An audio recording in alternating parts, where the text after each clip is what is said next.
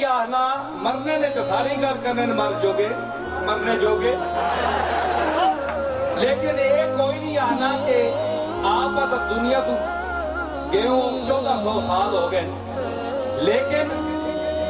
कब्र में मरने तो बंदे हो नहीं पे ना, तो क्या तक मरने वैसन ते हुण कौन आना है कब्रां चो? नबी तो टोल गया,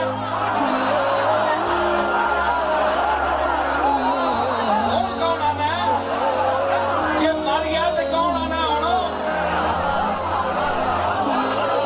जे तुसी आखे हो सुनो हर पासू टट्टा बंद कर सा पुत्र रहना किथे है?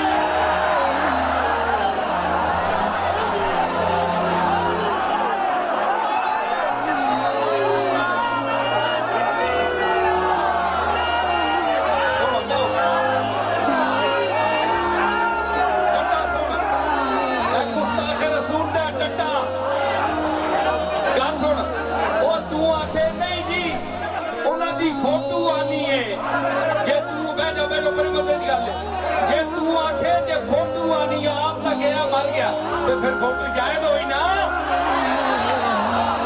तो फिर फोटो जायज होई, फिर तू ना क्या दर्द पैदा आके फोटो हराम एक पासे आ या एक पासे हो, एक तरफ दिल हो जाए उनका हो या मेरा हो।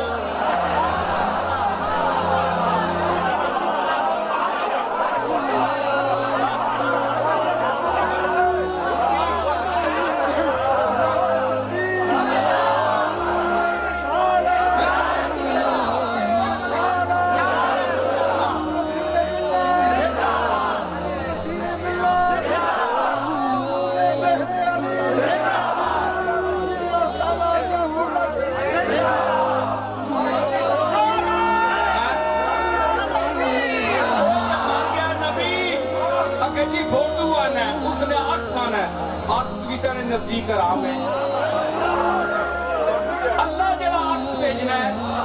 वल्लज़ी युसव्विरुकुम फिल अरहाम कैफ़ यशा।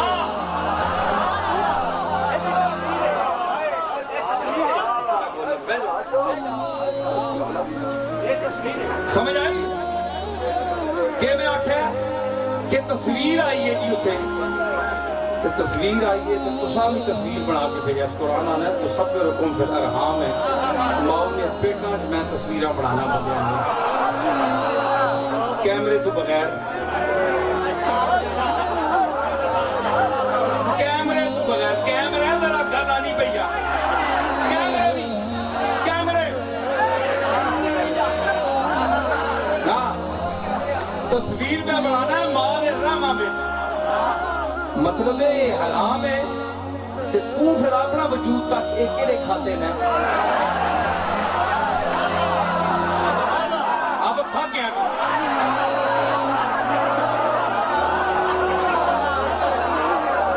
ये तस्वीर हराम है तो ये सब तुम फिर हराम है, अल्लाह मतलब है नाजायज काम कर रहा है टिड्डा चो तस्वीर जब बनाना रहे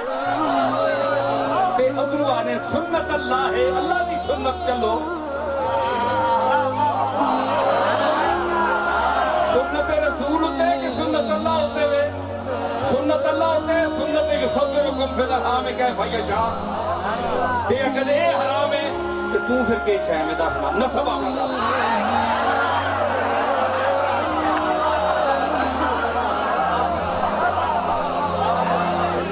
ब्रेकर ना लाया कर शरीयत फोटो हराम है, बिदअत है। नोट पाए खब्बे जेबे खोली खब्बे है जी दिले नाल उत्ते बाबा काज़ी आज़म उत्थे सुन्नत ना भी ख्याल नहीं, बाबे ने दाढ़ी मुन्नी है, आखे दाढ़ी मुन्ने नाल नफरत है, ये लगना ही